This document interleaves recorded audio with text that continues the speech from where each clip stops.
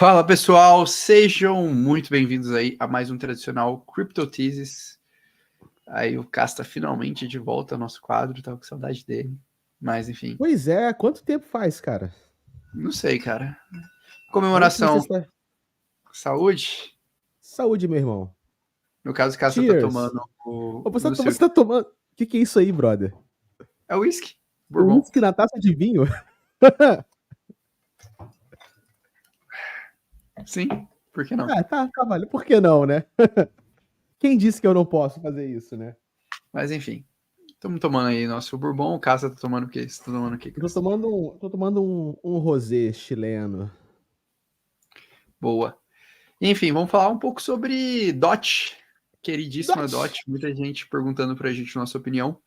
No caso, a gente tirou aí uns diazinhos para estudar sobre Polkadot 2.0, sobre essa nova dinâmica de arquitetura. Acho que Polkadot hoje talvez seja a principal contratese em relação à arquitetura atual do Ethereum. Vem com uma atualização bem importante, uma atualização que muda muito o jogo, na minha opinião, pelo menos, da forma que ela está sendo elaborada, uma proposta que, em termos de software e de estrutura de blockchain, eu não tinha visto antes, e que a gente vai conseguir abordar bem. Acho que, cara, a gente consegue ter visualizações bem legais. Vi que a galera tá animada por o pessoal ali com a discordância, que não falar mal de DOT. Esse é o Parachain Boy, né, cara? O John Roda. Esse cara trabalha lá no time da Polkadot, é um queridão. Acho que ele é A embaixador. galera falando também que não compra, falando que olhar os desenvolvedores, enfim, a gente vai trazer uma análise completa. Mas, cara, acho que em linhas gerais, acho que a melhor forma de começar é comentar, né, o que é Polkadot 2.0. Eu acho que esse ponto não foi abordado ainda e precisa ser explicado, né? A gente pelo menos ainda não abordou em nenhum dos dois canais. Eu sei que você já fez uma live, mas eu particularmente não abordei aqui, então, cara, queria puxar para você essa. Se você fosse Show. resumir em poucas palavras, o que é o Polkadot 2.0 e o que ele significa para a DOT? Poucas palavras. Cara, eu entrevistei o Lui, né, que é o novo Head Ambassador, né, o novo embaixador-chefe, depois que o Lauro passou o cargo para ele. Ele foi lá no canal, no Casta Cripto, aqui também, né, porque a transmissão é simultânea, e deu uma entrevista pra gente. Eu vou fazer aqui primeiro um overview rapidamente, tá? A Polkadot 2.0, primeiro que o nome da Polkadot 2.0 não é Polkadot 2.0, é Polkadot Ágil. Mas como a gente está na era das 2.0, a comunidade simplesmente largou o dane-se e falou é Polkadot 2.0 e acabou. Então, Mais assim, fácil, pô. é Fica mais mais simples, fácil. fica mais sexy, Casta. Pô, É 2.0 uma questão de cara, marketing, entendeu? É uma questão sexy isso daí. é sexy. Polkadot ágil não é sexy. Polkadot 2.0 é muito mais sexy, pô. Então, cara, é uma porrada de atualização, ok? Mas hoje eu queria bater aqui com você e a gente explicar pra galera as duas atualizações que estão aqui na frente, ok? Que são essas atualizações de Core Rentals, que é uma modificação no sistema de leilão, vai acabar os leilões, tá? De acordo com essa proposta.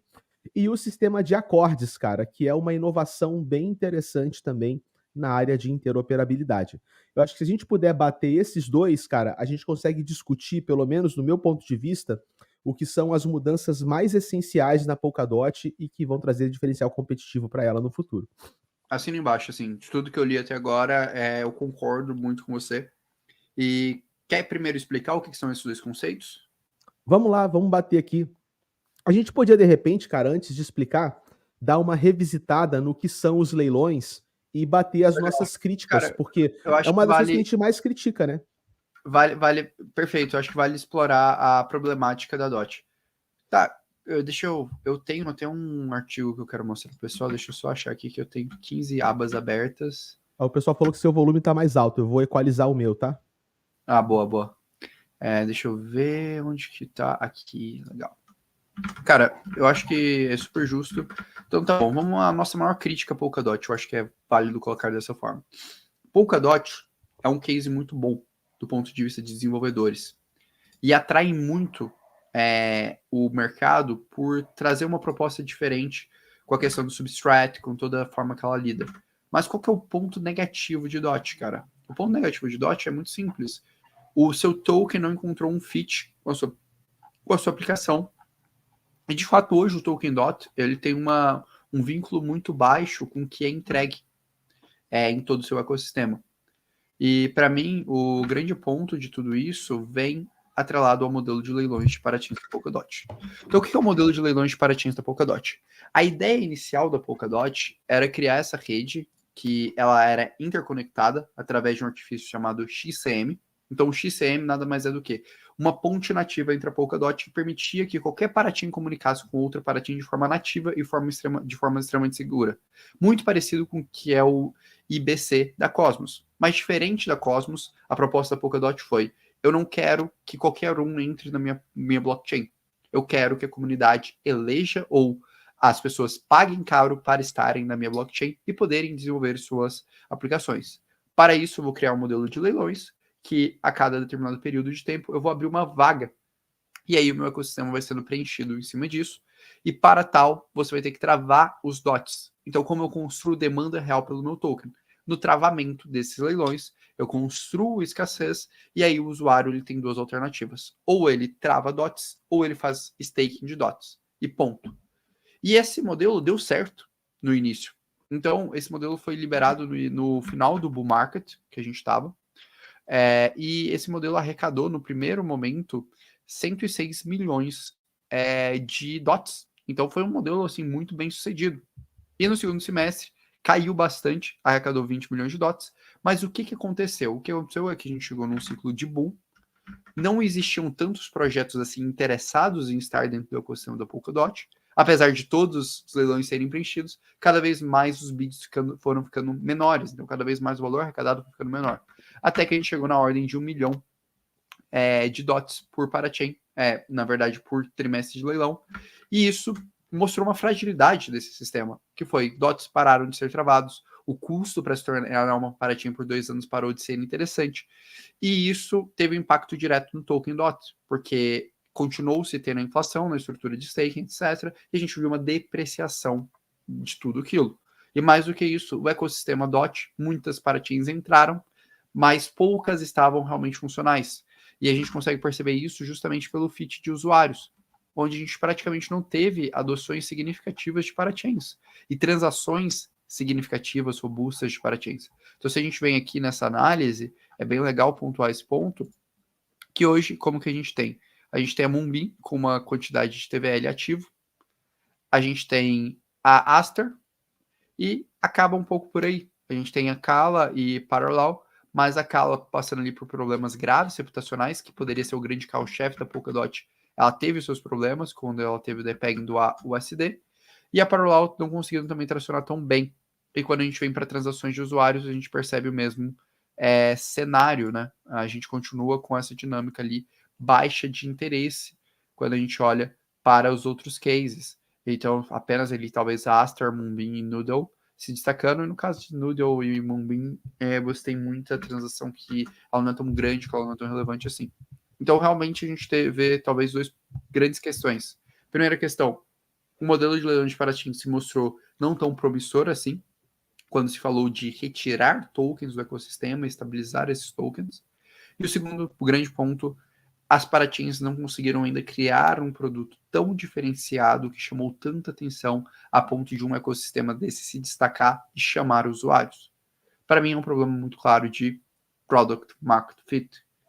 Apesar da Polkadot ser uma solução robusta, ela não encontrou um fit de mercado relevante o suficiente para criar aplicações e atração de usuários e sofreu, em conjunto com isso, a um tokenomics que não deu um fit tão legal assim pelo leilão de parachains, somado ao cenário de bear market que reduziu o interesse de modo geral do mercado e naturalmente os volumes negociados. E isso criou a necessidade de repensar esse modelo de leilões, criou a necessidade de pensar esse modelo de conexão entre as parachains para que se de fato criasse diferencial competitivo, de fato criasse transações, de fato criasse crescimento dentro daquele ecossistema. Essa é a minha avaliação hoje do cenário atual que a Polkadot reside e dos dois maiores problemas na minha perspectiva do ponto de vista de investimento para o case. Eu concordo com a sua avaliação e ainda coloco, de repente, outros 2 pontos que para mim são bem gritantes no estudo da Polkadot 1.0, que é o seguinte: essa ideia de que a gente coleta DOTs das pessoas e trava esses DOTs pelo tempo que a parachain faz o seu leasing, né, que é o tempo que ela fica travada no espaço dela de parachain, esse capital, ele fica preso e enquanto ele fica preso, ele não serve para absolutamente nada. Então existe uma concepção muito, enganosa das pessoas de que esses leilões arrecadam dinheiro para alguma coisa, mas na verdade não. Eles simplesmente retiram dinheiro do mercado e travam o dinheiro num cofre e depois eles soltam esse dinheiro de novo. Então, como um todo, essa dinâmica de leilões, ela cria ineficiência de capital. O capital que fica preso é um capital ineficiente, porque ele não cumpre nenhum propósito além de ficar preso, tornando a pessoa refém daquele investimento, enquanto ela recebe os pingas-pingas das parachains, que inclusive cada parachain pinga os seus tokens da maneira que bem entende, na hora que entende, com o supply que entende. Muitas pessoas fizeram dinheiro nos leilões da Kusama, mas é porque a Kusama surfou a bull run com os leilões.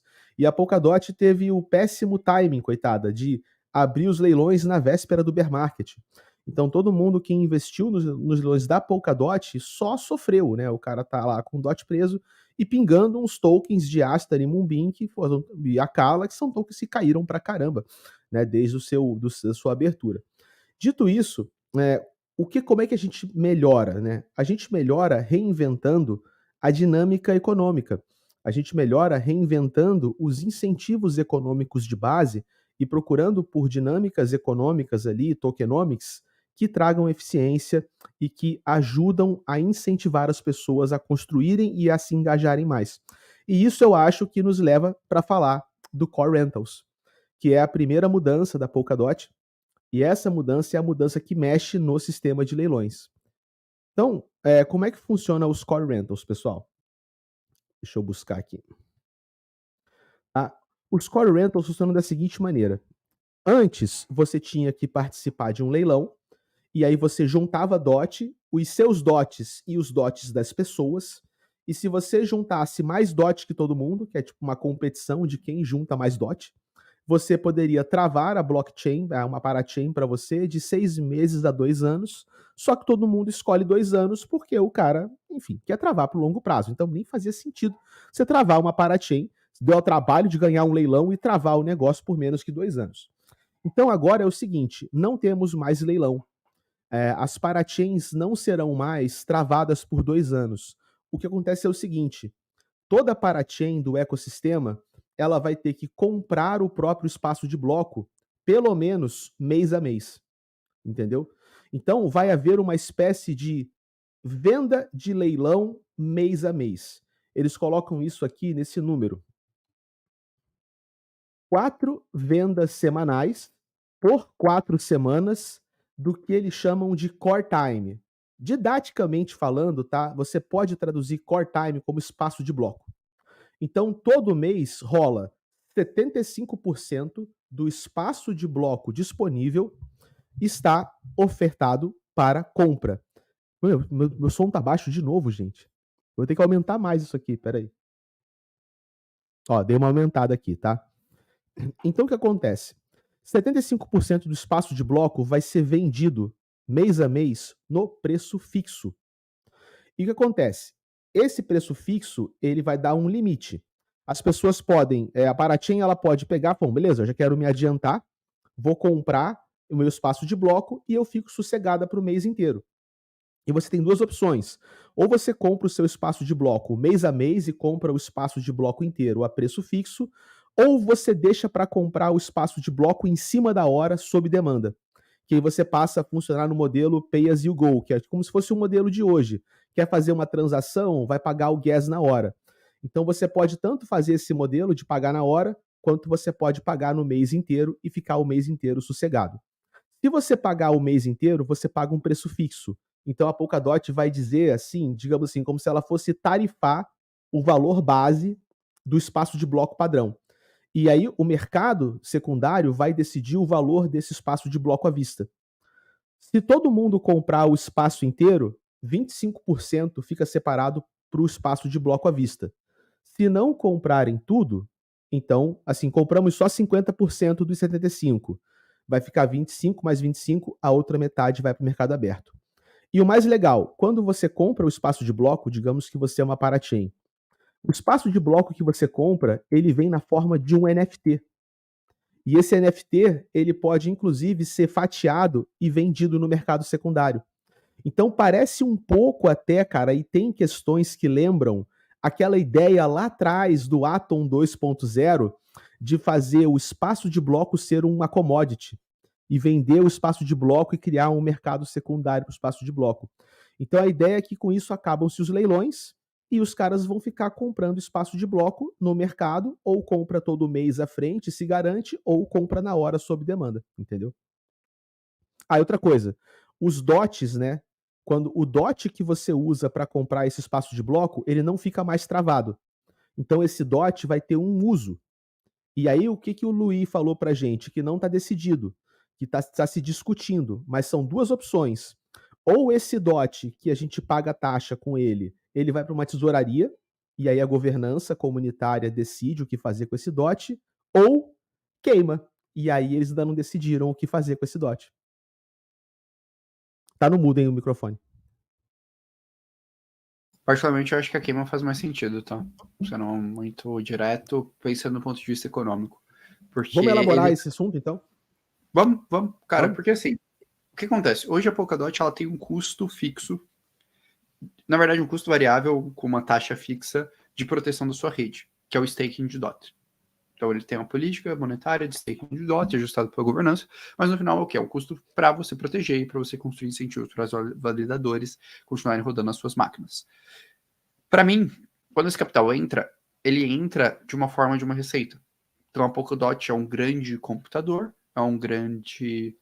Cara, para mim a Polkadot, ela, quando ela se designa dessa forma, ela é um grande AWS descentralizado. Então é um serviço de nuvem onde você hospeda você pega a segurança, pega a estrutura de processamento dela, hospedada, e faz seu processamento.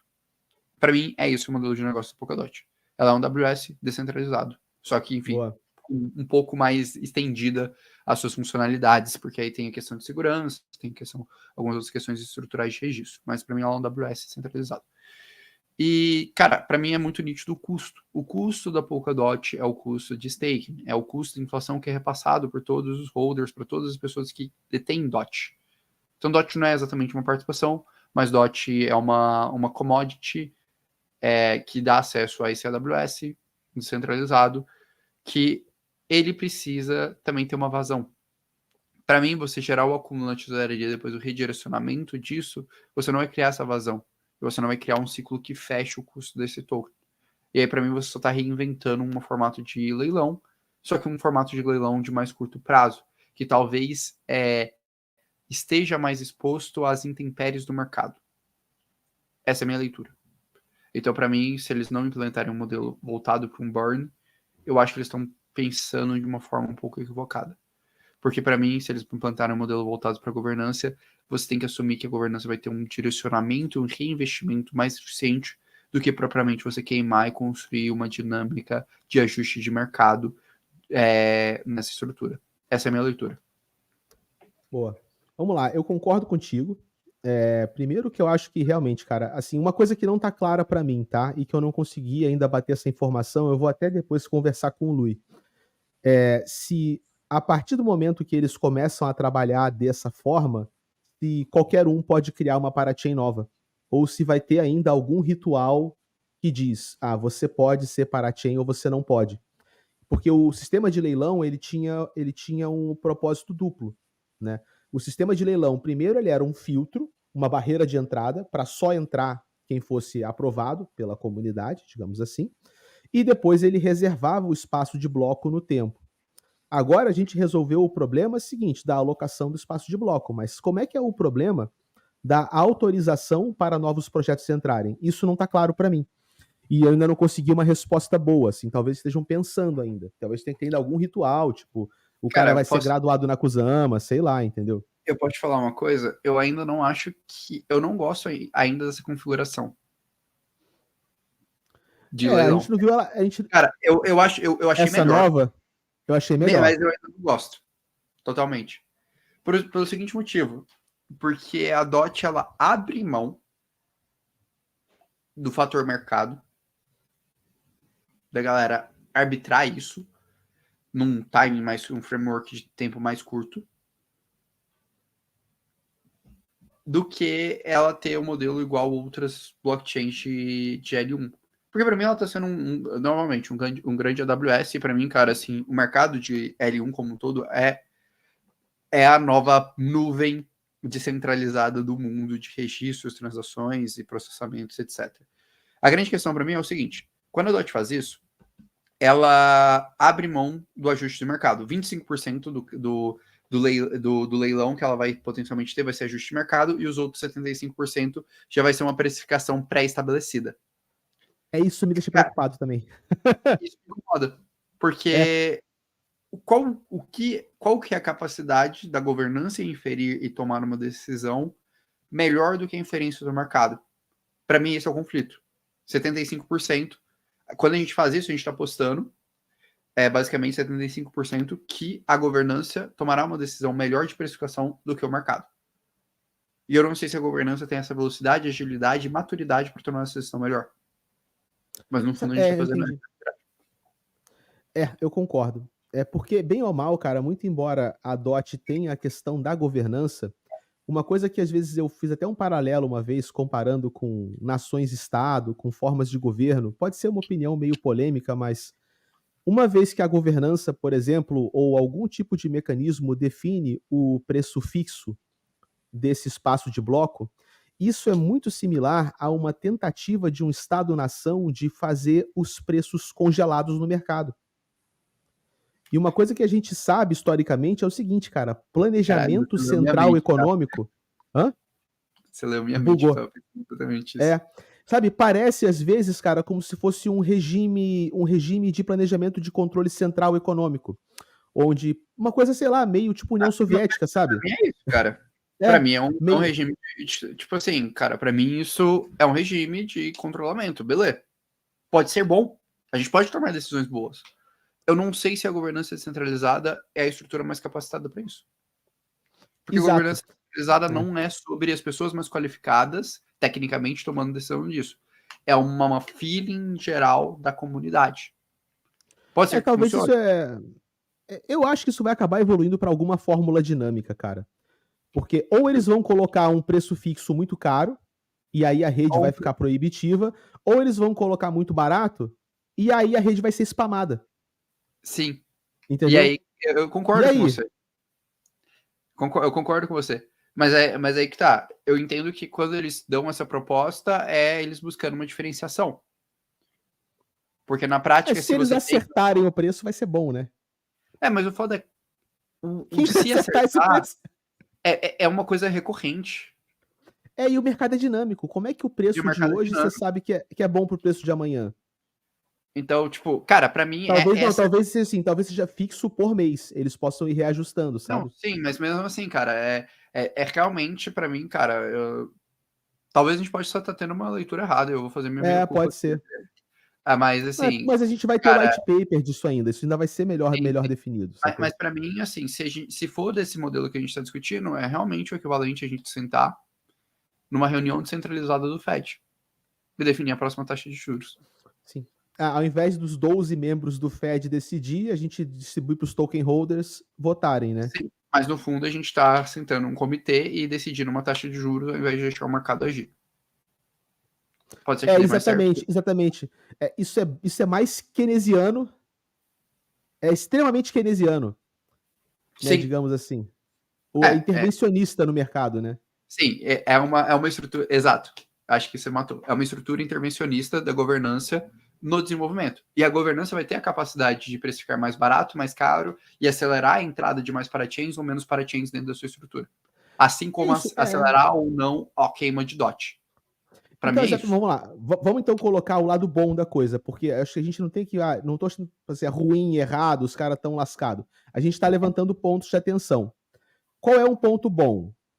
Economias keynesianas, digamos assim, intervencionistas, elas têm a capacidade de tomar decisões proativas que são, teoricamente, podem ser boas para a economia. Então, se em determinado momento a Polkadot quer... Não, assim, vamos lá, vamos ver de um ponto de vista otimista. Se eles estão no momento onde eles querem acelerar a adoção da rede, Então eles podem fazer, sei lá, 1 ano e meio de campanha de espaço de core time com desconto para, sei lá, pode até fazer coisa assim, cara, como espaço de core time com desconto para quem cumprir determinadas condições, imagina? Uhum. Então se eu quero projetos de storage, será que de repente eu poderia fazer um preço melhor para projetos de storage? Do mesmo jeito que um governo, quando quer incentivar uma indústria, um estado, uma cidade, ele pode abaixar o imposto de determinado segmento para estimular a criação de indústria, comércio e serviço naquele segmento, naquela região? Cara, pra mim é isso. É por aí, né? Então Por aí. isso vira uma carta na manga, cara. Cara, isso vira uma carta na manga se a administração for boa. E eu vou bater nessa tecla. Hoje, eu ainda não acredito em governança descentralizada. Mas assim, eu ainda acho que o mercado é maturo. A gente não tem um caso bem sucedido de governança descentralizada hoje. Mas assim, eu não sei se esse preço vai ser definido pela comunidade, assim, isso não tá escrito aqui, né? Não tá escrito, mas Ó, fazendo uma ele tá falando leitura... que o preço se adapta dependendo no desvio. Então pode ser uma coisa meio que nem a dificuldade do Bitcoin. Se tem muita gente minerando, sobe. Porque aí, cara, passa a ser autorregulado. Então, assim, se eles venderam tudo, então aumenta o preço. Aí vendeu tudo, aumenta o preço. Porra, vendeu pouco, abaixa o preço. Porque aí, se for assim, não é intervencionista. De um mês, né? E não De um mês. A cada certo número de blocos, né? Mas 4 meses vai ser, 4 semanas vai ser um certo número de blocos também, né? Sim, Já que eles são proof of stake, emite bloco, não passa o ritmo, um ritmo fixo, seria como se fosse um ajuste de dificuldade, só que financeiro, econômico, para o preço do gas. Um leilão coletivo. Seu microfone ficou mudo. Opa, nossa. Ficou mudo? O seu som sumiu. Eu vi sua boquinha mexendo e aí você... Voltou? Voltou. Que doideira, né? Voltou. Então tá, né? Cara, assim, entendo, mas ainda me incomoda. Porque eu acho ineficiente. Assim, na verdade, eu não acho ineficiente. Não é ineficiente, vamos lá. É uma estrutura que, vamos colocar assim, ela retira a volatilidade do mercado. Exatamente. Você vai ter menos oscilação de taxa. Sim, você retira vol. Só que para mim beleza, eu tô retirando vol, talvez eu construa uma rede mais permissiva. Esse é o benefício. O contra-benefício os modelos de burn vão ser menos intensos. Porque se a gente tiver no momento de baixa e esse preço fixo, o mercado ele vai se arbitrar. Quando a gente tiver no momento de alta, essa parada estourar, aquilo ali não vai capturar. Sabe o que vai acontecer? Pessoas que já compraram, parachains que já compraram o espaço de bloco, vão ter comprado um espaço de bloco que está caro por um preço barato. Então a rede vai ficar lenta ao invés de ficar cara. Porque as pessoas que querem entrar vão ter que bater em cima dos 25% que sobraram. Vai ser assim, então assim, onde é que vai ter pico de taxa? No espaço de bloco que não está na venda de lote, na venda mensal. Mas assim, então eles têm uma folga também, cara. Não, é uma proposta diferente. No final do dia é isso. Ó, o Lui falou pra gente, ó, que a venda de core time vai ser livre. Então, isso é interessante. Isso vai fazer... Aí, Lui, obrigado por chegar com a gente na live, cara. Um abraço para você e um abraço pro John Rodel, para Team Boy, que estão acompanhando nossa live aqui. Esse aqui, pessoal, o Luiz e o John Rodel são monstros, tá? Do time da Polkadot PR. Vamos agradecer aqui a eles também, eles estarem ajudando a gente a responder essas perguntas ao vivo, tá? Espero que a gente não esteja falando besteira. Não, mas aí eles esclarecem, né? Porque a gente está trabalhando em cima do que está escrito na tela. Mas então, legal, a Polkadot vai se tornar mais despermissionada. Isso eu acho que já é uma excelente vantagem em relação ao sistema de leilões. Basta você criar a sua parachain e comprar o espaço de bloco que nem você, subiu sua rede a hora que você quer. Assim, comparado ao modelo atual, esse modelo é mais legal. Mas, isso é legal. Comparado a tudo que a gente tem disposto no mercado, esse é um modelo mais travado, vou colocar dessa forma, menos volátil, talvez seja o melhor termo. Mas comparado com o Ethereum, né? Comparado aos modelos atuais de mercado, de modo geral, cara. Ethereum, Phantom, Avalanche, Optimism, Arbitrum... Ethereum, Phantom, Avalanche, Optimism, todo mundo tem meio que o mesmo modelo. Eles estão buscando um modelo diferente. Legal. É interessante. É interessante, mas é um modelo que se aproxima mais ao padrão de mercado, né? Que eles tinham um modelo completamente diferente, os leilões, e agora eles estão se aproximando mais ao modelo de mercado que, por enquanto, está sendo um modelo funcional, vamos colocar dessa forma. É. Só outra coisa boa que o Luiz falou, nem tudo que está escrito aqui é definitivo, tá? Essas coisas estão sendo discutidas, então a gente não está avaliando uma coisa que está escrita em pedra, tá? Deixar essa ressalva, obrigado Luiz colocar. Tem um ponto interessante aqui, cara, olha só. Consideração especial para chains pré-existentes, né? Tenants são tipo locatários, né? Para locatários pré-existentes. Então, sim, existe uma premissa intervencionista de que talvez alguns players possam pagar mais barato nesse espaço de bloco. Isso realmente tem características, cara, de economia central planejada. Economia não, mas eu acho a grande proposta diferente da Polkadot é isso.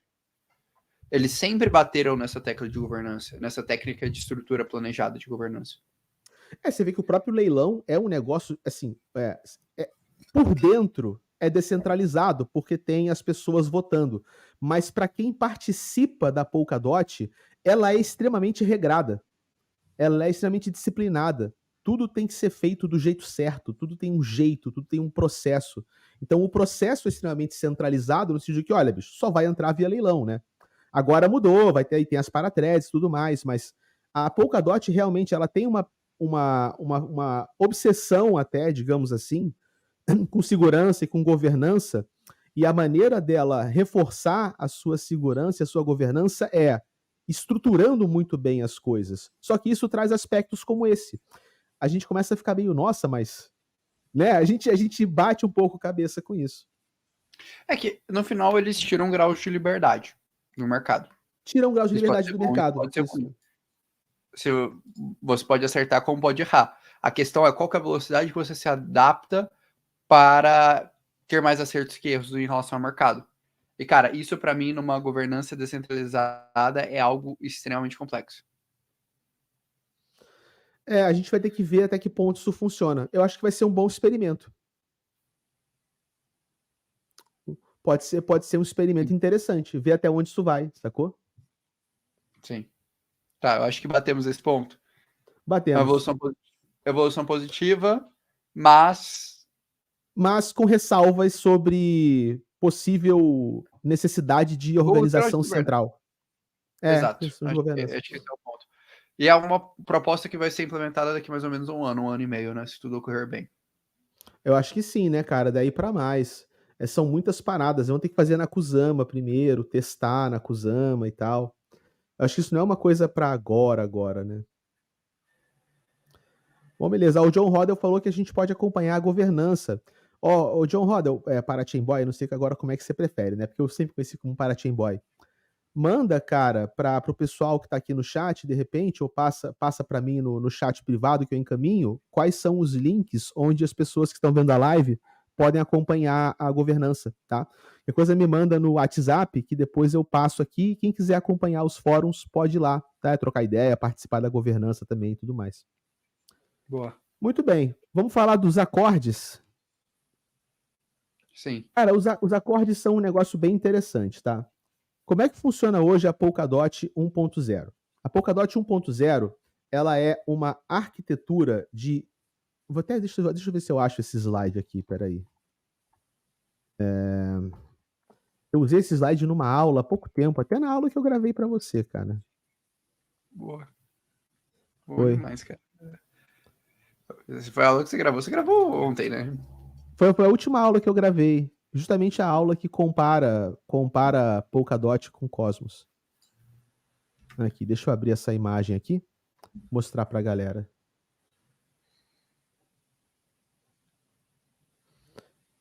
Aqui, essa aqui é boa. Ilustra muito bem a diferença arquitetural de Polkadot e Cosmos, tá? Essa imagem. E como que isso pode mudar, tá? E como que eles estão mexendo.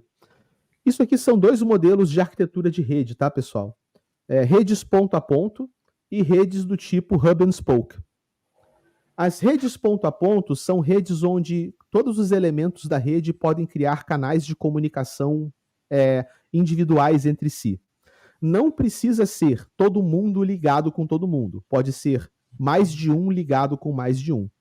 E o modelo de comunicação hub-and-spoke, ele é um modelo onde todos os elementos da rede se comunicam através de uma entidade central, e essa entidade central organiza a comunicação.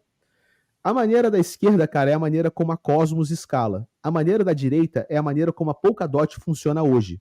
Tá? Muito embora até mesmo nos planos originais da Polkadot 1.0, ela tinha a previsão de que, no futuro, uma parachain poderia fazer leilão de subparachains, ou uma parachain poderia ter outras parachains.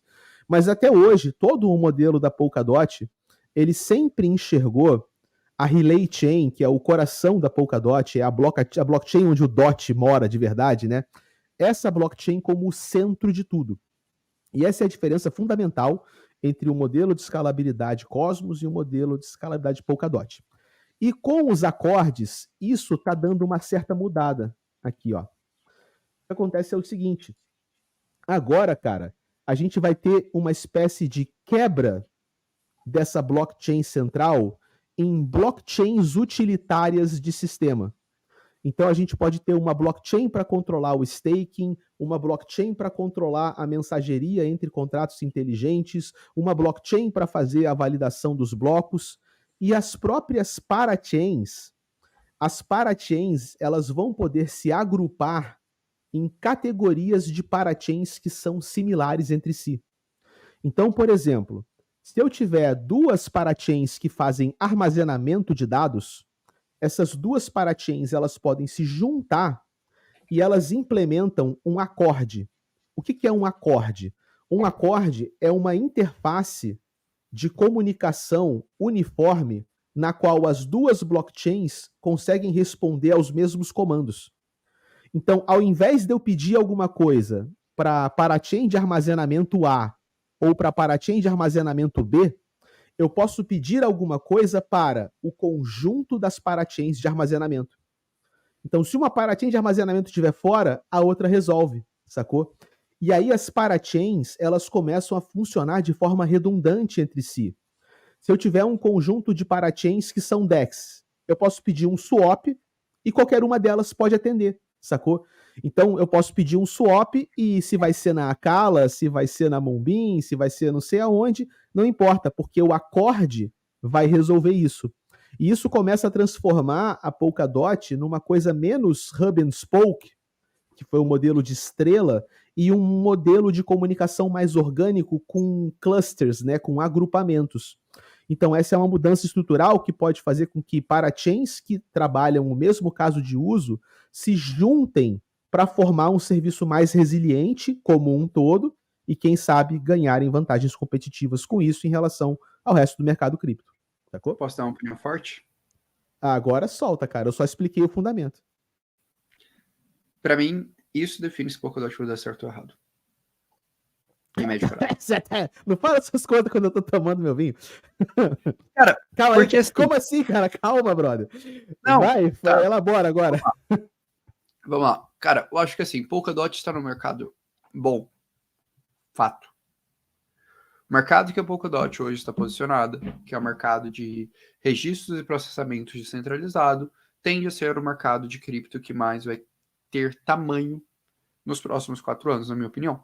Vai ser um mercado para superar hoje o mercado de reserva de valor e moedas de pagamento, que hoje só é o maior mercado por conta do Bitcoin, e vai se tornar o maior mercado do mercado cripto.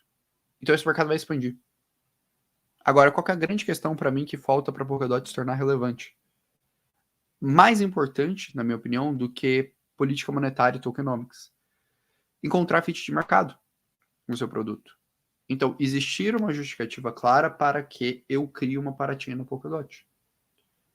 Hoje, não existe um motivo pelo qual eu crio uma parachain no Polkadot tão claro assim. Não existe um super diferencial competitivo, um super fator que eu viro e falo, cara, é isso. Você não tem uma super liquidez, você não tem uma super estrutura. Isso é a maior parte do mercado, tá? Porque a maior parte do mercado é experimental. Talvez hoje, tirando o ecossistema do Ethereum, Arbitrum, Optimistic e Polygon, eu não vejo mais outros ecossistemas que existam essa dinâmica tão clara. E a Polkadot, para mim, quando ela desenha isso daí, ela tá fazendo valer a proposta dela, que é ser uma Layer 1 com comunicação nativa com todos os ecossistemas. E isso é um diferencial competitivo, claro, às propostas que a gente tem hoje de outras Layer 1s. Então, se ela consegue criar uma parada nesse sentido, isso impacta a experiência final direta do usuário e isso é uma justificativa para criar-se parachains. Porque cada tipo de parachain vai querer estar vinculada porque ela vai ter o hub todo de crescimento.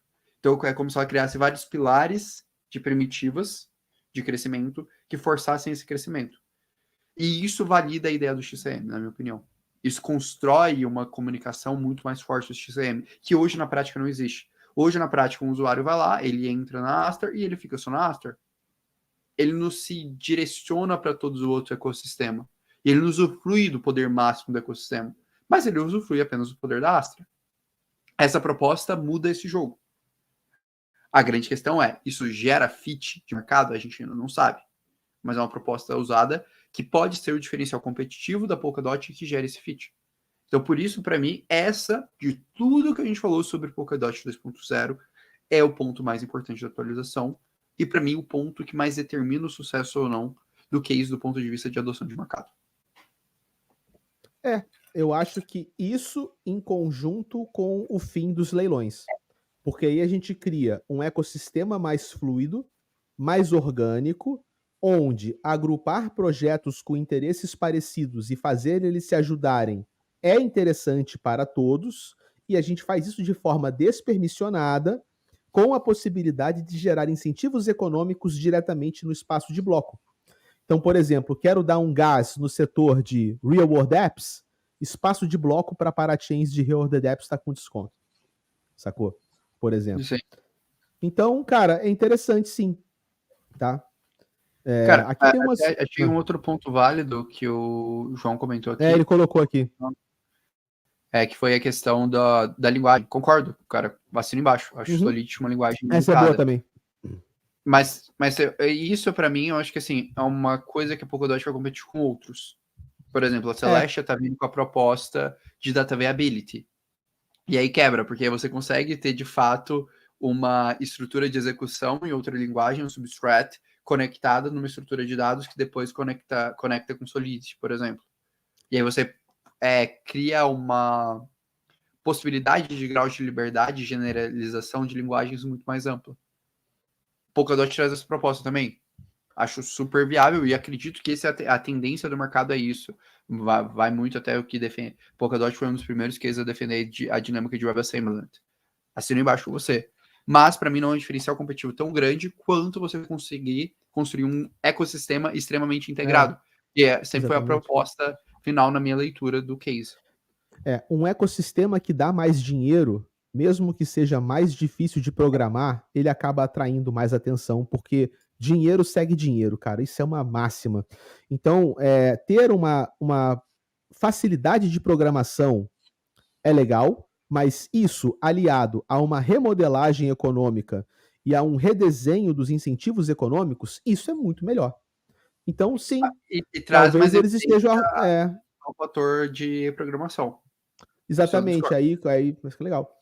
Eu até falou, não sabia, ó, o cara que saiu da Polygon, né, um dos sócios da Polygon que saiu para tocar a Avail, vai fazer a Avail em cima do Substrate. O que é interessante, porque a primeira versão da Polygon foi construída em cima do Cosmos SDK. E existem essas comparações, né? Quem que oferece um kit de programação melhor? Tá sempre brigando ali, Cosmos e Polkadot. O Cosmos SDK e o Substrate SDK são dois excelentes kits de programação. E é legal ver que um cara que trabalhou com o Cosmos SDK na Polygon saiu, vai fazer o Avail e vai partir para o Substrate. Então, interessante também. Posso só fazer um parênteses, cara? Só te explicar por que eu acredito que essa mudança é mais importante do que a questão da flexibilização dos leilões. Vamos lá. Porque para mim a questão da flexibilização dos leilões é viável que a gente mude em outros momentos. O fit de mercado, para mim, o timing é muito mais prioritário. Porque eu acho que esse próximo ciclo de alta que vai estabelecer quem vão ser os cases dominantes das estruturas de registro e processamento centralizado, vulgo plataformas de contratos inteligentes. Entendeu? Então, para mim, sim. esse fit de mercado no momento certo é mais importante, que depois a economia, cara, se resolve. Se você tiver um produto bom no mercado bom, a economia é muito mais fácil de ser resolvida, porque as pessoas vão estar muito mais dispostas a pagar caro, se ajustar, esperar, do que encontrar um produto bom. E para mim o melhor exemplo disso é o que aconteceu no caso do Ethereum, o que aconteceu no caso do Bitcoin. Pô, o Ethereum e o Bitcoin, os modelos econômicos deles foram e estão sendo validados ao longo do tempo, depois de encontrarem um produto que realmente deu fit e encaixou com o mercado. Então, por isso que eu defendo essa dinâmica. Que primeiro vem mercado, primeiro vem fit de produto, para depois vir estrutura econômica completa. Ou, sei lá, até mesmo Uniswap, Aave, cara, são cases que ainda não tem o modelo econômico fechado, mas tem fit de mercado e, pô, tem a sua dominância e mantém sua posição no mercado. Boa. Boa, concordo contigo. Acho que se fosse só acabar com os leilões e continuar igual, seria a mesma coisa que várias outras Layer 1, entendeu? Tipo, mais uma Layer 1 como qualquer outra, né? Agora, cara, vamos puxar aqui a nossa pergunta da live. Vamos construir uma tese? Vale a pena investir em Polkadot? Cara, hoje eu invisto em Polkadot como uma contratese a minhas posições de L2 e L1 Ethereum. Para mim é isso. Eu acho que assim, Polkadot ela vai ter qual que é o risco majoritário da Polkadot? Ela encontrar fit de mercado, enviar uma solução como o Celeste, soluções como a Veil, e acabarem com esse problema de programabilidade e comunicação dentro da Ethereum. Tanto Celeste como a Veil, no ponto de vista de data viability, como Layer 0, CCIP e Zeta Chain, do ponto de vista de fragmentação de liquidez. Então, acho que, assim, estão vindo duas narrativas muito fortes, sabe? Soluções de mensagerias e disponibilidade de dados para resolver o problema de uma arquitetura atual que ela não é tão funcional e propostas de nova arquitetura. Que aí, para mim, vem Cosmos, Polkadot e Near. Só que, para mim, Cosmos, o token, ele não captura essa dinâmica de arquitetura e ainda não se resolveu, então meio que sai um pouco. E para mim, quando eu olho para Near, Polkadot ainda tem espaço para isso ser capturado. Há mais exposição. Então, por isso que Near e Polkadot são minhas contrateses a essa proposta, essa nova ascendência que eu estou vendo. Invisto nos dois, mas Near, Polkadot em menores escalas por contrateses. Agora, o que vem de Layer 0 e da TV Ability, via ali interações de novos ecossistemas, airdrops, etc. Esse é meu posicionamento de mercado hoje. É uma tese que a gente costurou junto, né? Então nem tem muito o que a gente discordar aqui, né? Acho que realmente a gente enxerga soluções como Polkadot, como Near, como possíveis alternativas caso a ideia da Ethereum de escalar via segundas camadas não dê certo. Né? Porque as segundas camadas realmente fragmentam demais o mercado. É complicado. Você brinca de caçar airdrop. Quantas carteiras tu tem? Em quantas redes, mané? Você nem sabe mais quanto dinheiro tem em cada uma. Tu tem que ficar fazendo um monte de ponte. Isso não é funcional. Né? E a gente precisamos de alguma coisa funcional. Então, ou as camadas zero vão chegar e vão resolver esse problema no ecossistema da Ethereum, ou esse ecossistema não vai se ajeitar e a gente vai precisar pesquisar por alternativas. E aí a Polkadot vem como um presentinho embaladinho, tudo bonitinho. Tipo, ao invés de você fazer um iPhone, ao invés de tu fazer um celular Android conversar com um Linux numa máquina que você formatou e trocou 5 HDs, você pega um iPhone com um MacBook Pro, tudo arrumadinho, tudo pronto de fábrica, sacou? É essa visão que eu tenho. Cara, assino embaixo no que você está falando. Eu falo, cara, para mim são 3 grandes problemas. Na verdade, 2. Experiência do usuário, que soluções de mensageria junto com a Quantum Abstractions tentam resolver na arquitetura dominante atual do mercado, junto com a questão de fragmentação de liquidez de novo seu microfone, cara. Peraí. Não, peraí, não ficou não. Foi? Beleza. Foi o meu fone agora. São 2 grandes problemas, na minha opinião, da arquitetura atual de mercado. Experiência do usuário, que a Quantum Abstraction com mensageria tenta resolver, e fragmentação de liquidez e informação, que Data Viability com mensageria buscam resolver. Para mim são esses 2 pontos. Polkadot já tem isso de fábrica, Near já tem isso de fábrica. Resolvido. A questão não encontrou fit de mercado, não teve tração. Mas isso que é normal, Ele, porque, cara, num ciclo de baixa, não é um ciclo onde você ganha adoção, é um ciclo onde você estabelece tecnologia, né, cara?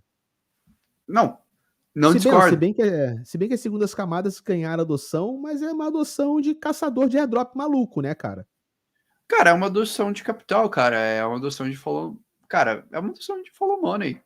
Pô, Follow money, hoje é. é que existe incentivo, existe interesse. Tanto é que hoje, ou o projeto está reinventando a arquitetura, ou ele está entregando os pontos e virando L2. Celo foi o caso. Exatamente. Celo Cielo foi o virou, caso. bateu no peito, falou, cara, não, eu não vou seguir Ethereum porque Ethereum está errada, Ethereum é lenta, Ethereum não está funcionando, vou fazer a minha própria estrutura. Percebeu que, cara, não era um caminho tão fácil assim e voltou atrás. É, vergonhoso. Não é vergonhoso, cara. É Ah, jogo essa do maneira de mercado. falar. Não, é jogo do Os mercado. caras se arrependeram, né, cara? Não deu pra Arrependeram. virar sozinho, né? Se arrependeram. Porque é difícil. Mas pra mim o ponto que isso traduz é muito simples, cara. É difícil pra caramba você conseguir fazer isso. Vou deixar uma pergunta do Gust, cara. Será que nessa nossa tese a gente não comporta um futuro onde mesmo que a Ethereum dê super certo que Polkadot possa prosperar? Eu vou falar, eu não consigo enxergar muito isso não, cara. Cara, eu enxergo com dois cenários, tá? Mas é uma soma de duas coisas que precisam acontecer. Primeira, soluções de mensageria muito bem estabelecidas. Então, eu tô falando de um CCP extremamente eficiente que permita que a gente trabalhe com muitos ecossistemas, somado a Polkadot encontrar um fit dentro daquele ecossistema que faça sentido a estrutura de XCM nativo. Porque a grande Cara, questão. Pode entendi. falar. Não, vai, termina aí, depois eu... Não, é porque para mim a grande questão é que hoje, pô, Paraty na Polkadot faz sentido? Faz sentido. Só que o diferencial dessa dinâmica de comunicar com todas as suas estruturas é difícil, cara. Esse é o diferencial. E esse diferencial ainda não é usado. Entendeu? Que é o que justifica, é o game changer, é o diferencial de produto, para mim.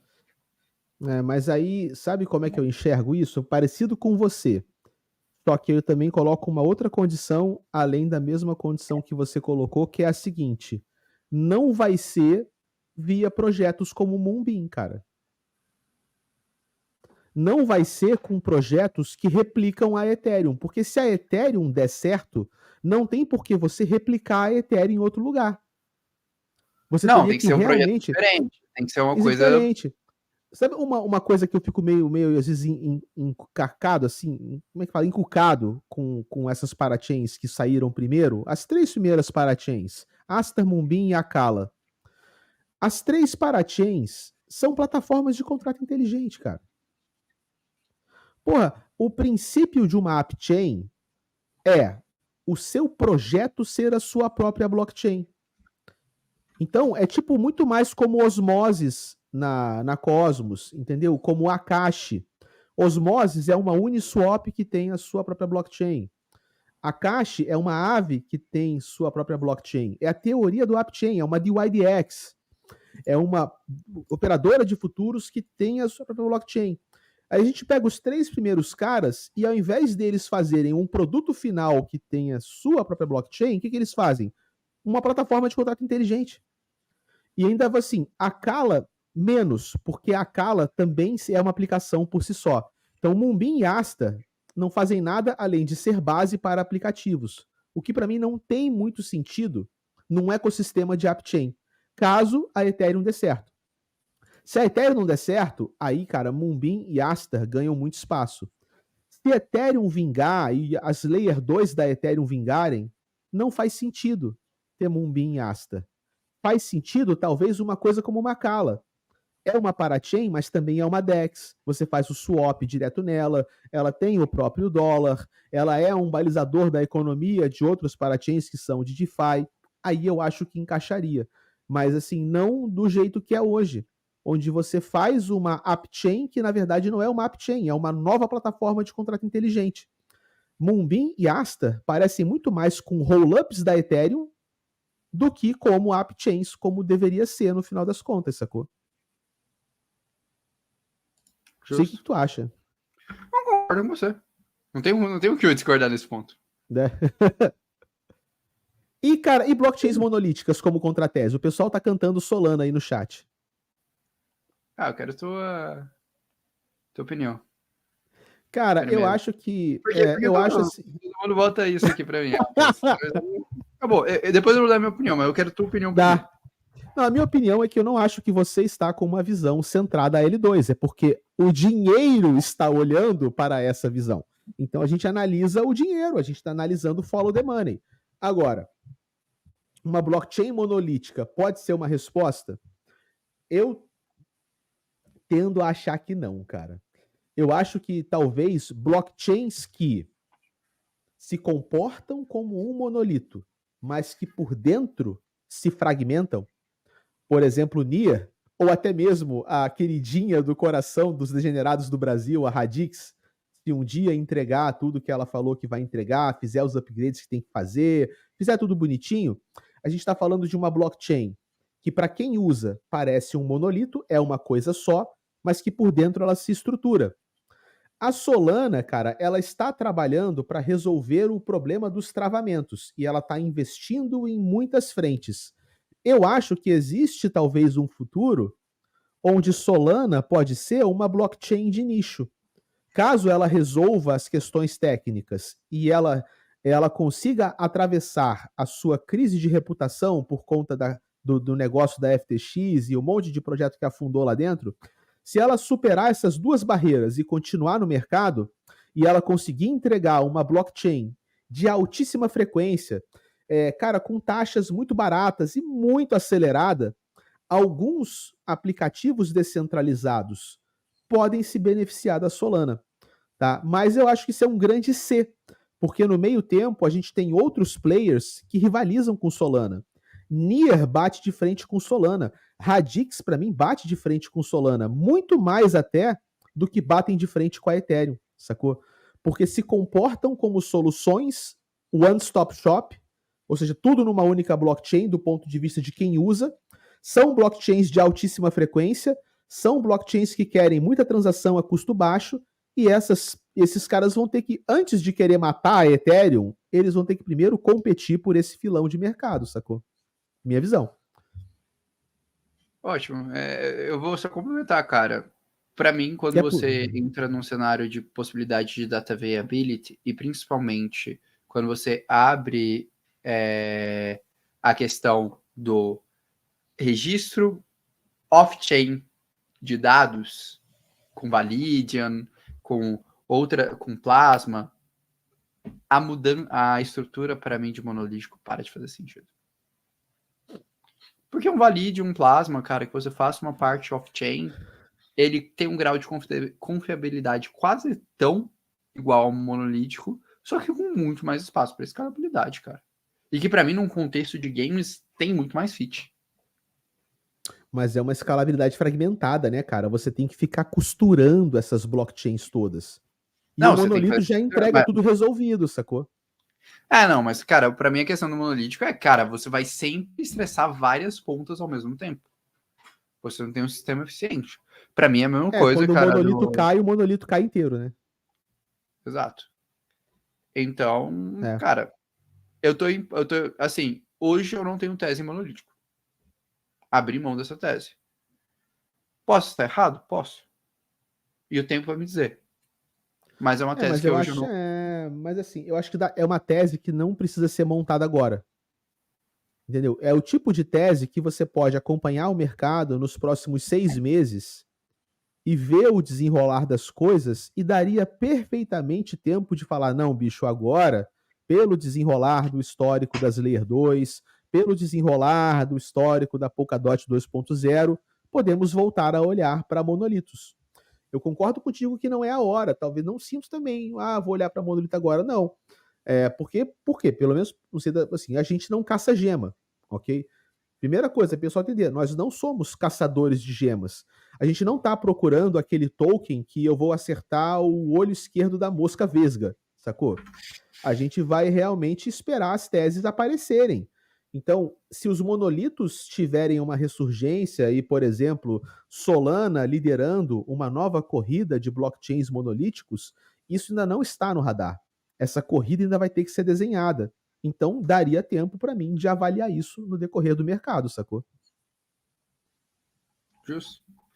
Para mim, cara, eu vou expandir só esse ponto. Eu ainda vejo pouco funcional nessa estrutura. Eu quero. Até o que me mandou um texto muito legal foi o João Rosin, um texto da Multicoin Capital, deles batendo pra caramba em monolítico, falando que tem custos que não estão. Modular, desculpa. Falando que tem custos no modular que não estão tão explícitos assim, que podem dar problema e tudo mais. Sou um cara extremamente direcionado nesses ecossistemas monolíticos, sim. Eu quero ler, eu ainda não li o texto, então talvez até possa mudar. Mas hoje eu não vejo o sentido, cara. Eu realmente acho que é uma estrutura mais ineficiente e a gente está comendo para estruturas mais eficientes. Essa é a minha opinião. Por isso que hoje eu estou abrindo mão de ter alocações nesses cases. E eu ainda acho que o Solana tem um débito de governança e distribuição de token que é complexo. Na época, quando parecia que era um growth orgânico, depois ficou claro que não era, com a estrutura da FTX, etc. Cara, para mim ali ainda abria-se mão do débito técnico. Hoje, para mim, não se abre mais. Mas essa é a minha visão. Eu tô tranquilo de estar errado. Cara, eu tô muito mais por dentro de teses modulares do que monolíticas. E tenho paz. Eu concordo. Eu concordo contigo. Eu estaria disposto a revisitar, mas eu não tenho nenhuma pressa e não tenho nenhum senso de urgência de revisitar isso agora. Ó, puxa, pega. Você tem o link do texto? A galera tá pedindo aqui. Da Multichain? Esse aí que tá batendo nos modulares. Enquanto você pega aí, eu vou responder a pergunta do Diego. O que vocês acham da Avalanche e das suas subnets?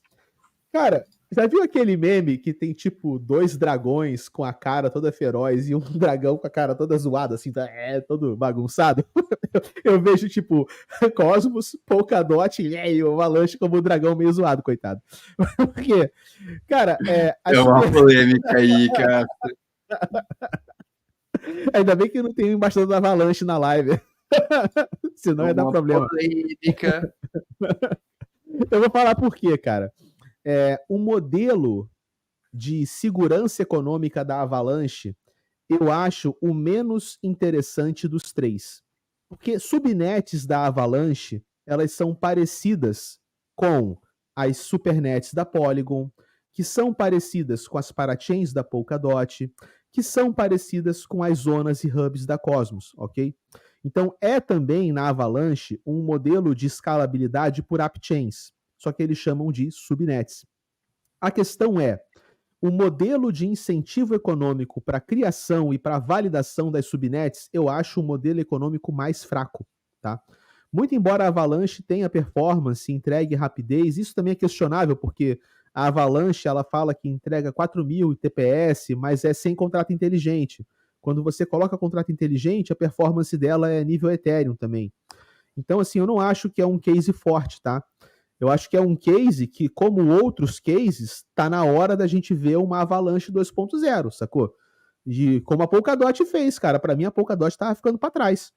Se eles não sacassem a Polkadot 2.0 do bolso e falassem, galera, vamos reinventar porque a gente aprendeu um monte de coisa nova e a gente tem que se atualizar, entendeu? A Avalanche tem que fazer isso, cara. E eu gostaria de ver uma Avalanche 2.0 falando, vamos atender aqui os problemas que foram identificados ao longo do último ciclo, sacou? Justo. Cara, acho que a gente bateu bastante. Chegou mais tretas do que... Ai, senhor, será que a gente vai ficar ouvindo muito depois, cara? Normal, né, cara? Normal, né, cara?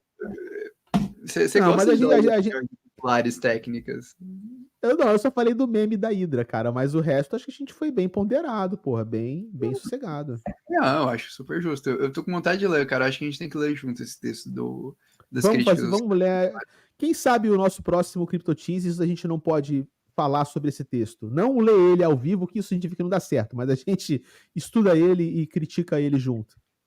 Não, cara, que tem uma discussão bem legal, cara, sobre sistemas modernos. Cara, eu acho que a gente vai vai debruçar, vai ter discussões legais, assim. Acho que tem um paralelo técnico bem interessante. É que, historicamente, os sistemas modulares sempre ganharam dos sistemas monolíticos, né? Olha, a internet escalou para atender bilhões de pessoas porque a internet é uma infraestrutura modular, né, cara? Até mesmo aí a gente pode remontar ali passado, cara. A estrutura Fabril, ela escalou através da modularização. Exatamente, exatamente. E É o grande interligada por salto uma camada de zero. Qual que é a camada zero? São as cadeias logísticas, porra. sim. Né? É um sistema de produção descentralizado, distribuído até certo ponto, interconectado por um sistema de mensageria e troca de bens e serviços, que é uma cadeia logística.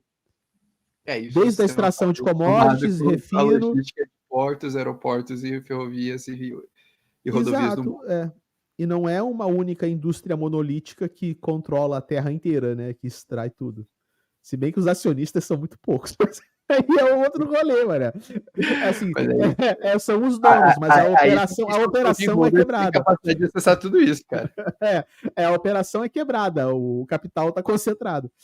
O capital é Cara, a monolítico, gente, a operação não. agora a gente viajou bem, tá? Cara. E aí, Tá, e bate-bola, aí, cara? vamos lá. Vamos dar um ponto final da discussão? A gente Opinião já fez a final tese. sobre Tá. Polkadot. Vai o online, assim, tipo, o cara, se Pra mim, olha se só. ele chegasse assim nessa live, vai ter a galera do comentário marcando. A 1 minuto 6,33. Ele fala se vale a pena investir ou Tá não. bom. Pra mim, cara, vale a pena ter alocação de DOT na carteira, mais uma alocação pequena. Tô nessa linha. Assim. Para mim E é uma assim, excelente contratese em relação ao Ethereum, talvez a melhor contratese em relação ao Ethereum, mas precisa encontrar o fit de mercado. Enquanto não encontrar o maravilha. fit de mercado, não é válido, e para mim o fit de mercado ele vem através do XCM e de atualizações dentro das suas próprias parachains. E talvez Aster 2.0 possa até ser um impulsionador dentro dessa linha. Astar 2.0 é um negócio legal, cara. Eu fiz um estudo de Astar 2.0 lá na guilda, só que ainda precisa esperar sair um pouquinho mais de material, porque eles ainda não aprofundaram os detalhes, entendeu? Mas tem umas premissas interessantes. Eles pelo menos deixaram claro quais são os problemas que eles querem atacar. Quais são os problemas que a Astar quer atacar? Primeiro, a inflação. Eles querem atacar o problema da inflação, que é muito alta. E eles entenderam que aquela ideia deles de você poder fazer staking nos projetos, a ideia é boa, mas eles não montaram direito. Então eles criaram incentivos econômicos que não está incentivando muito bem o que eles queriam. Então qual que é a ideia da Astar 2.0? Diminuir a inflação e melhorar a dinâmica do incentivo econômico para fazer staking nos projetos. Assim, eles entenderam, para mim, assim, eles realmente levantaram os problemas certos, o que é um excelente começo. Quer resolver alguma coisa? Entender bem o problema é o melhor começo possível, sacou? E ter, cara, eu falo isso, ter maturidade e saber assumir o problema. Isso é importante pra cacete. E aí, falando em brincadeiras, galera, mandou bem, tô com saudade de bate-bola. Vamos ficar um Bate pouquinho? bola. Vamos, cara, 10 minutinhos? 10 minutinhos de bate-bola, então? A gente vai no máximo até 1h20, então. Uma Até hora e 20 no 1h20? máximo. Cara, 12 minutos.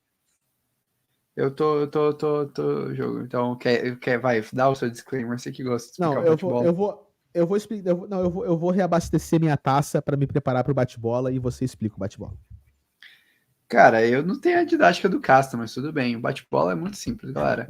Vocês mandam a pergunta que vocês quiserem sobre vida, viagens, cripto e tudo que for, e a gente vai selecionando e tentando encontrar a pergunta mais ferrada possível para o coleguinha. E a gente tem ali 30 segundos a 1 minuto para responder a pergunta. Vambora. Tá Então, alongando? tô alongando, tô me preparando pro bate-bola, porque eu tô meio enferrujado, né, cara? Torci o joelho lá na trilha da cachoeira, tô até agora mancando, mano. Tô achando que eu rompi um ligamento, brother. Ai, senhor. Cara, não fala. Eu passei o mês inteiro trabalhando no meu lançamento. Aí eu fechei o lançamento, falei, agora eu vou começar cuidar do corpo, vou fazer caminhada, vou malhar. É o primeiro dia, brother, era a primeira caminhada. Eu arrebentei o joelho, mano. Ai, cara. Só a vida é muito aleatória, cara. Mas vamos lá, vamos começar o nosso bate-bola. Tá, Ah, eu vou ah. puxar primeiro. Que eu gostei, assim, é uma pergunta meio clichê, mas eu gostei. Qual que é a pergunta que vocês queriam que fizessem pra vocês e que ninguém fez? Nossa, cara, essa pergunta é uma pergunta difícil pra caceta, né, cara? Mas eu acho que uma pergunta que talvez poucas pessoas me façam é: por que que eu faço as coisas do jeito que eu faço? Eu já Entendeu? fiz essa. Você já fez. Ah, sim, mas eu nunca, assim, numa live, alguém nunca perguntou, Casta, por que que você faz as coisas de uma forma tão diferente, sacou? Né? Essa é a pergunta. Qual é a pergunta que Uhum. você gostaria que fizessem pra você e que ninguém fez? Ah, você não vai responder a resposta também, Ah, não? é pra Só... responder? Pô, tá, vou responder. Você acha que Por você quê, já foi. cara? Cara, então, puta, é engraçado. A vida é muito louca, cara, porque é a terceira vez que eu tô me vendo na posição de falar a mesma coisa 3 noites seguidas. Eu dei uma palestra para os alunos do pessoal do Código Brazuca aqui no Rio, e depois eu fui dar um podcast com o Joey Ponzi, pessoal do Bitcoin School, e agora aqui nessa live, 3 noites seguidas, uma após a outra, eu me vi numa posição onde eu tenho que dar a mesma resposta, que é a seguinte: por que que eu faço as coisas de um jeito diferente e por que que eu faço as coisas do jeito que eu faço? É porque meu grande objetivo de vida e minha realização como ser humano vai se dar no dia da minha morte. O meu sonho de vida é eu poder, no dia da minha morte, olhar na cara da morte e não ter nenhuma ressalva sobre quem eu fui como pessoa. E é por isso que eu faço as coisas do jeito que eu Pô, faço. Brisa. É Tá bom, Brisa. filosófico pra caralho, cara. A E a brisa é Pri tá forte. aqui, né? A Pri do Código Brazuca tá aí, ó. Um abração pra ela. Sua vez, cara. Mesma pergunta, vai. Uma pergunta? Né? Cara, pergunta que eu gostaria de fazer é uma pergunta boba, mas que a gente tava discutindo isso hoje. É, cara, como você se sente em relação às responsabilidades que a gente tem de comunicar sobre o mercado de cripto? Deixa eu elaborar melhor. Um bagulho que eu passo dias e dias refletindo, talvez seja uma das coisas mais que eu me sinto mais tenso, assim, quase abrindo o coração. Cara, é que, tipo assim, a gente tem uma responsabilidade muito grande das coisas que a gente fala, tá ligado? O fato de, tipo, a gente gravar uma live e ter, às vezes, 10, 15, pô, meu canal já pegou 16, 20 mil visualizações, já tive vídeos que pegaram 100 mil visualizações, são 100 mil pessoas que escutaram o que eu falei.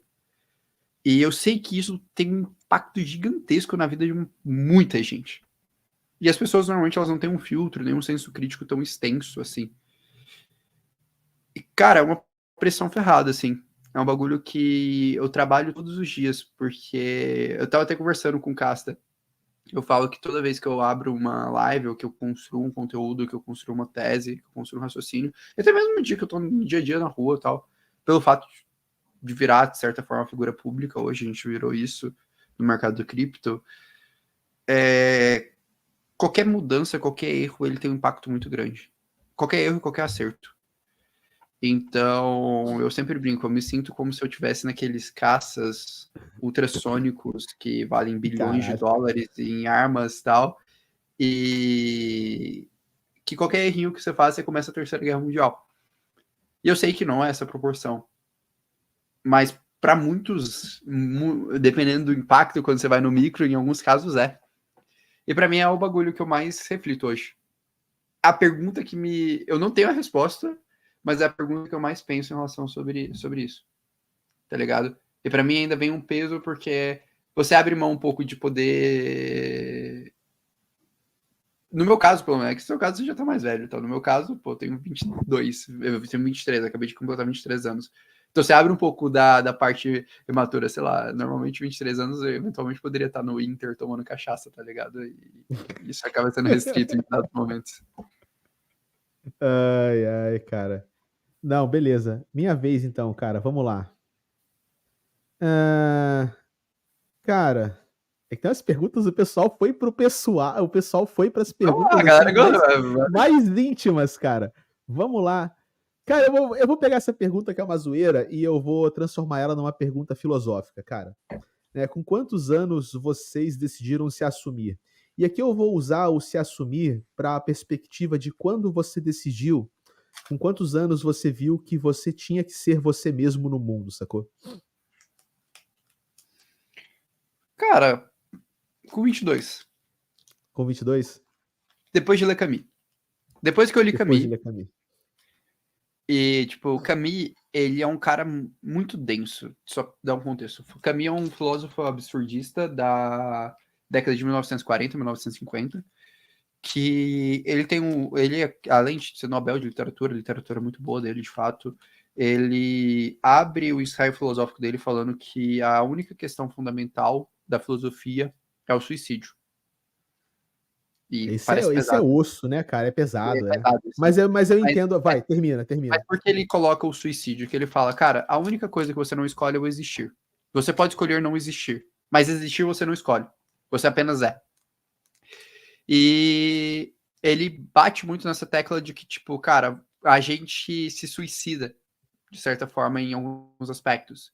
Ou a gente ou você, quando você chega a essa conclusão, você tem um suicídio físico, de fato, que, porra, o mais óbvio possível. Tem o suicídio filosófico, que é quando você atribui a uma entidade alguma coisa, você justifica tudo que você faz a um motivo superior não racional. E não discordo, tá? Tá errado isso. Particularmente acredito que exista alguma coisa além do nosso plano atual, mas enfim, isso é um debate para outro momento. E o terceiro ponto é o de fato você criar uma justificativa racional, que ele chama da revolta. De você vir e falar, beleza, o mundo não faz sentido, mas eu vou dar o sentido ao mundo para mim. E eu só cheguei a essa conclusão com 22 anos.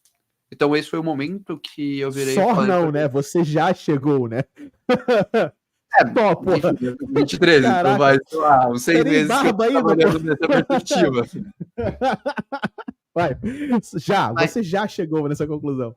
mas isso para mim é um ponto que é o que me permite fazer o conteúdo da forma que eu faço hoje.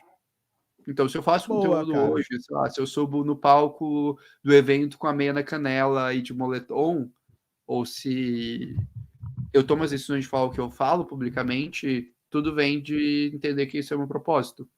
E até mesmo os esforços que eu faço em relação a virar e falar, cara, essa daqui é a revolução tecnológica da minha geração, eu quero me dedicar a minha vida a isso, sabe? Até mesmo falar, meu endgame, tá ligado? Tipo, quando eu brinco e falo, cara, beleza, daqui uns 2, 3 anos eu me aposento. Mas o meu me aposentar é, cara, eu quero dedicar depois para a parte de educação, para a parte de, enfim, impactar as pessoas. Então acho que o assumir vem nessa linha. O meu veio depois de velho, cara. O meu veio depois de velho. Até recente, na real. Eu comecei a me encontrar como pessoa dos 35 pra frente, cara. Hoje eu tô com 40, né? Acho que ainda tô nesse processo ainda. É muito Cara, assim louco, que eu. porque quando você se torna uma figura pública, você tem que decidir, né? Se ou você incorpora um personagem para a sua vida pública, ou se você se coloca de verdade, como quem você é. Né? Então, cara, e se você decide se colocar de verdade como quem você é, então você também entra num processo muito louco de autoconhecimento, né? Pelo efeito que você ser você mesmo provoca, né? Nessas relações todas. Mas vai lá, continua aí. Não, eu ia puxar essa que eu achei legal, cara, que você trabalhou até. Opinião pública, qualidade, quantidade versus qualidade de opinião. Faz sentido? A exposição pública. Cara, eu queria até expandir essa pergunta. O quanto você acha que se tornar uma figura pública e tornar suas opiniões públicas impacta o seu senso de análise? Então, essa pergunta, eu acho que é aí que ela vai ter respostas diferentes, talvez, para nós, porque o meu foco principal não é ser um analista, né? O meu foco principal é ser um pensador. Então, no meu caso, a qualidade da minha opinião e da qualidade do impacto que a minha opinião tem e o fato de que minha opinião pode provocar pensamentos em outras pessoas é mais importante do que a qualidade da minha análise. Sacou? Mas porque o meu objetivo é, antes de ser um analista, eu sou um analista, eu gosto, mas eu sou um filósofo, sacou? Então, na natureza do que eu faço, faz mais sentido. Justo. E você, cara? Eu acho que hoje o bate-bola, ele tá assim, para nós Ele dois virou falar, filosófico, cara. a gente já Ele, desvirtuou da ele, parte. ele, Mas, cara, a gente tem essa liberdade, pô. A live é nossa, pô. A gente faz o que a gente quiser. Exato. Então, A gente vamos já lá, saiu vai de lá. clipe. O cara Já saiu chegou de aqui, clipe, não vai ter vai, nada. manda aí. Cara, eu acho que assim, quando você tem uma opinião pública, você tem duas formas de lidar. quando você se torna uma figura pública, com a sua opinião. Ou você tenta criar um mito de invencibilidade, ou você se torna muito mais humilde. Porque quando você falou uma vez sua opinião, o voltar atrás ele é muito mais doloroso. Então, se um dia... Isso é fato. E um dia isso vai acontecer. Um dia a minha maior alocação não vai ser Ethereum, por exemplo. Vai ser, sei lá, Aave, Uniswap, até mesmo, sei lá, Solana. O dia que eu falar, a audiência me cobrará porque a sua alocação não é Ethereum. Você já falou que a sua alocação é Ethereum. E a Mas grande você questão não falou que Ethereum era o futuro, você é um Ethereum lover. E como analista, você tem que ter a frieza de assumir que você está errado. O meu trabalho, minha profissão é encontrar erros nas minhas teses. Eu trabalho todo dia para provar que eu estou errado. Eu não acordo todo dia para provar que eu estou certo, eu acordo todo dia para provar que eu estou errado, cara. Esse é o meu trabalho. As pessoas que fazem parte de um CryptoPro e pagam pela assinatura, pagam por tudo, basicamente pagam pelo meu serviço para estar aqui, financiam a possibilidade de dedicar 24/7 aqui, que tem um motivo para a gente monetizar conteúdo, é a gente poder dedicar 24/7 aqui e falar com vocês, a gente precisa pagar nossas contas. Então, nossa profissão é essa. E minha profissão como analista, ela exige, se eu quiser ser um analista coerente, que eu busque sempre estar o que eu estou errado. Só que isso é muito mais doloroso. E aí eu entro no ponto. Aí, o mito da invencibilidade é o quê? Você nunca admite que você errou na tua tese. Então você chega, abre cara lavada, vira e fala, velho, nunca errei. Porra, mas quando eu mudei a alocação, eu avisei para todo mundo que Ethereum era uma merda, e lá naquela época mesmo assim eu já mostrava tal ponto. Ou é o completo oposto. E aí é onde vem muito da empatia e vem muito da forma que você trabalha com o seu público, com as pessoas, que você vai falar, não, cara, eu tô errado. Errei. Tô errado. Assumo que eu estou errado.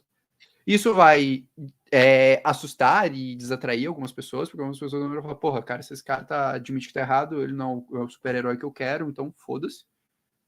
Isso vai criar respeito por outras pessoas, porque você tá respeitando as pessoas. Porque ninguém acerta sempre. Então, por exemplo, hoje eu abri a live e falei, cara, eu abri a live hoje, antes dessa live, eu abri uma live sobre gestão de carteira, e eu pedi 2 desculpas pra minha comunidade. Primeira desculpa, cara, acertei minha call de volatilidade de mercado. Eu entrei com 0.3 ETH na Deribit, eu fiz 1.5. Em 2 dias. Pô, foi um resultado do caralho. A put foi lá e pegou, a minha put head pegou. Multipliquei por 6 vezes o capital. Carteira, ao invés de cair, o mercado caiu 11%, minha carteira caiu 4%. E por que eu abri a live para pedir desculpas? Primeiro, porque a minha estratégia de volatilidade foi ruim, a minha put, a minha opção, proteção foi boa, a minha estratégia de volatilidade foi ruim. Não deu resultado, era para ter dado muito mais resultado. Era para a gente estar positivo na carteira. Eu errei. Eu cheguei a abrir e fui. E a segunda coisa que eu errei, a comunicação com a minha base foi ruim.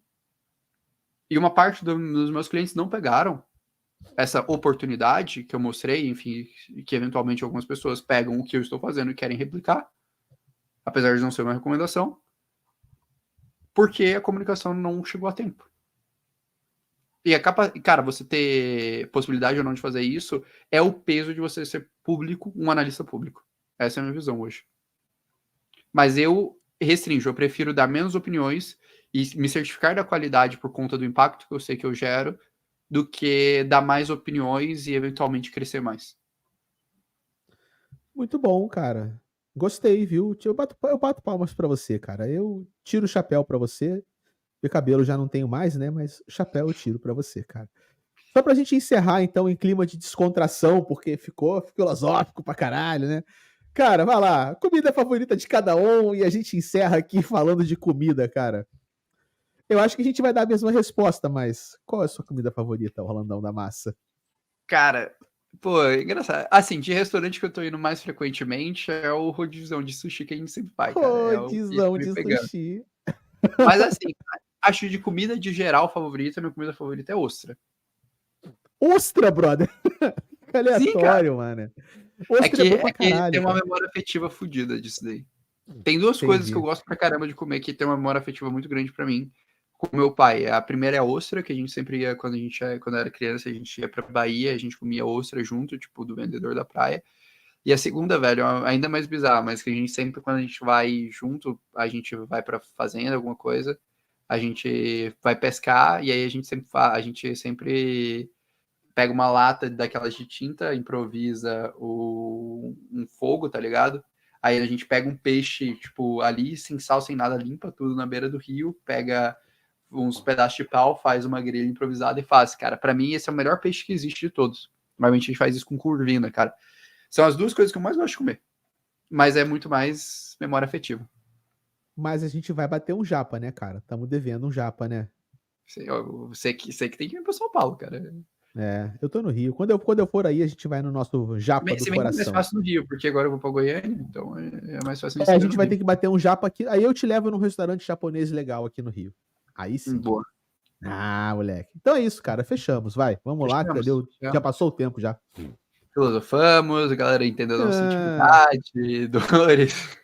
caraca, mano. A gente foi de Polkadot pra filosofia da pós-morte, mano. É que isso, tá louco, cara? Da vida É isso. espiritual. Vai lá. É isso, enfim. Espero que o pessoal tenha curtido a live. Se curtiram, não esqueça de deixar o like, se inscrever, compartilhar com a coleguinha.